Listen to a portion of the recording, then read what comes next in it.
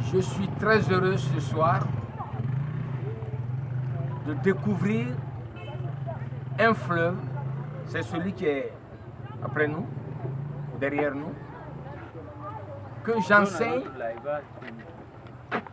sans l'avoir vu. Aujourd'hui, je découvre ce fleuve avec beaucoup de bonheur.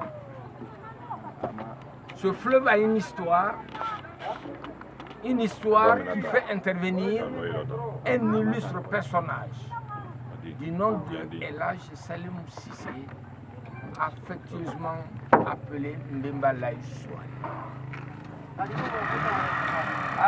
Je l'ai déjà dit plusieurs fois lors de conférences organisées ici à Djakaba, mais aussi à Thiès, au Sénégal, tout récemment, mais plusieurs fois lors de certaines interviews, encore ici à Djakaba, mais surtout en Guinée.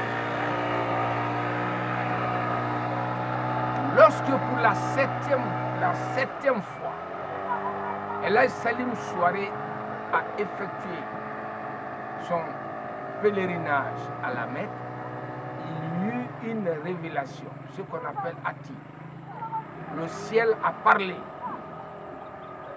En ce moment, il s'appelait El Hadj Salim Cissé. Mais tout le monde a entendu que El Hadj Salim Cissé, l'homme qui est assis sur le cheval aux couleurs de zèbre, Siware en Sarakolé, que son pèlerinage est accepté, ainsi que celui de tous ses compagnons. Alors, c'était magnifique, c'était merveilleux, c'était une soirée exceptionnelle. Tout le monde chercha à regarder qui est l'homme qui est assis sur le cheval aux couleurs des airs, c'est-à-dire tacheté de blanc et de noir. Lorsqu'on le découvrit, c'est le monde sur place qui s'inclina pour lui, en signe de majesté, en signe d'honneur, de respect, de déférence. Ce jour, il avait 9 fils, tous Cissé. Je vais comprimer l'histoire. Il eut un 10e fils en Bambara, Tanan, c'est-à-dire le 10e. Le 10e en Maninka, en Malinké, en Bambara, Tanan.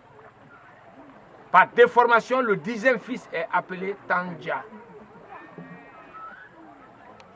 Maintenant, puisqu'il y a eu actif à la Mecque, on a dit Siware, sous cette appellation Siware,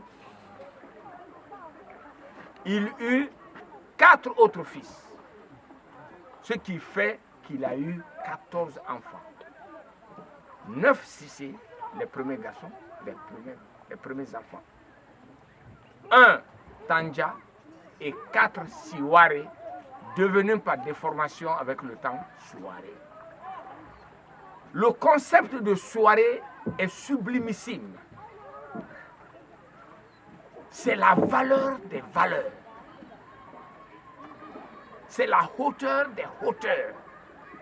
Parce que ça n'a de comparaison nulle part. C'est plus important, plus valeureux que l'or, le diamant et tout ce que vous voulez dire ou appeler métaux. Souare. Alors, c'est à la Mecque où il avait décidé de s'installer cette fois-ci pour y mourir. Mais lorsqu'il se coucha, il a rêvé. Il y a eu encore une révélation divine. Comme on le dit, Dieu lui révéla que non, ici en Arabie, c'est pas là où se trouve ta tombe. Ta tombe se trouve d'où tu viens, quelque part, d'où tu viens. Et pour le convaincre, Dieu lui remetta dans le rêve une canne canne, ce qu'on a appelé en Bambara Doro, Bédé, en Malinki, un bâton, comme Moïse chez les chrétiens. Il a reçu dans le rêve une canne qui va lui dire là où il doit rester définitivement. C'est-à-dire là où la canne va parler, c'est là où il doit rester. Mais pour lui montrer la terre promise, on lui indiqua qu'un arbre aussi va lui montrer le chemin. Un arbre. Que c'est curieux d'entendre ça. Que c'est merveilleux de raconter ce qui fut. Parce qu'à l'époque, c'était de la chimère. C'était factice ou imaginaire. Mais cependant, c'était la réalité. Lorsqu'il s'est réveillé le matin, fait spectaculaire, il a retrouvé la canne qu'on lui a remise dans le rêve à côté de lui.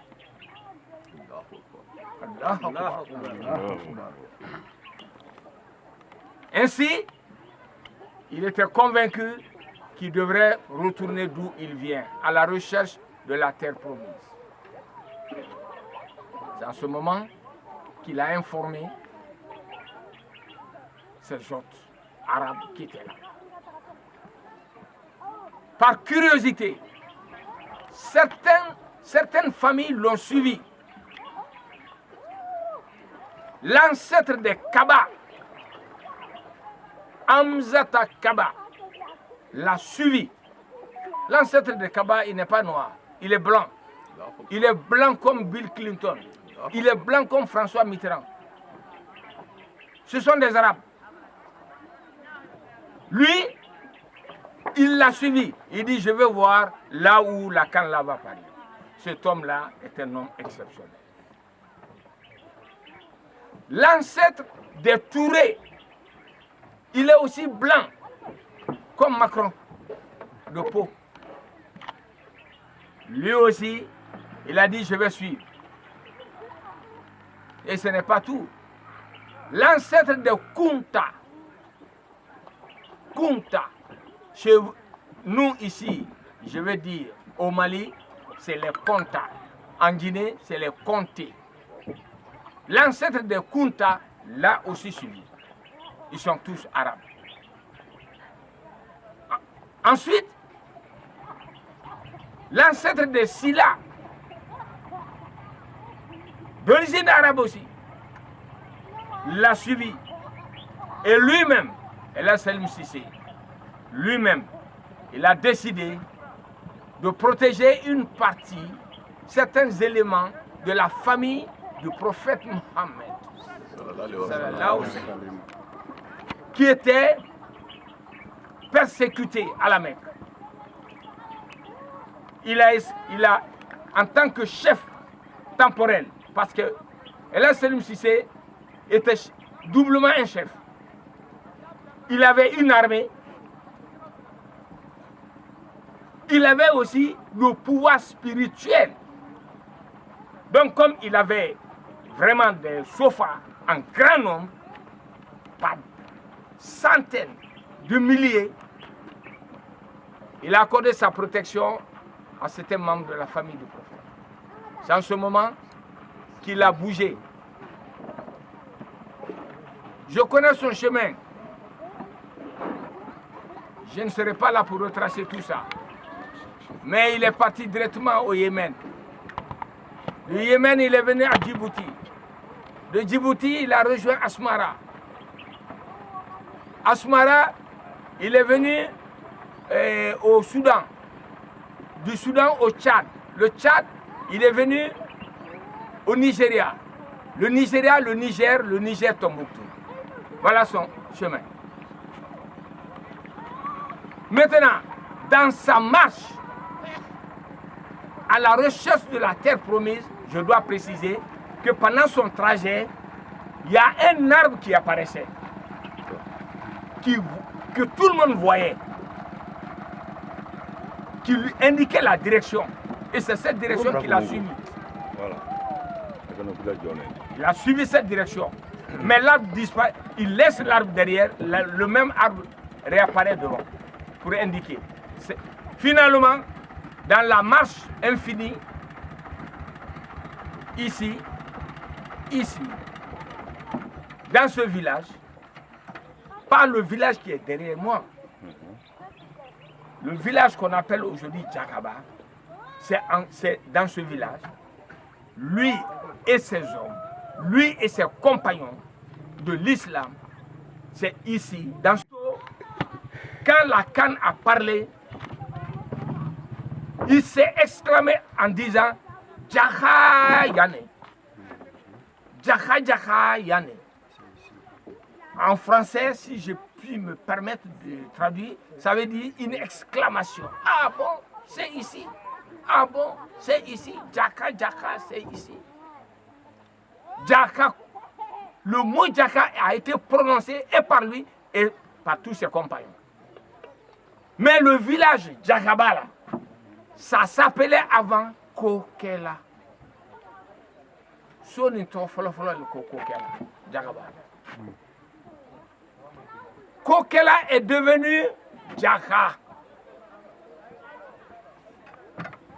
Il est venu avec plus de 70 ethnies avec lui. C'est ce mouvement qu'il incarnait, qu'il conduisait, qu'on a appelé Djakanko. Il y avait 70 ethnies parmi ses compagnons. Si vous voyez, il y a beaucoup de noms ici. Je n'habite pas ici, mais je l'ai étudié. J'ai fait quelques petites recherches modestes, mais qui prouvent que beaucoup d'ethnies sont là. Ce sont ses compagnons. Ce sont les descendants de ses compagnons qui sont là. Mais à son arrivée à Kokela, il a trouvé un roi puissant.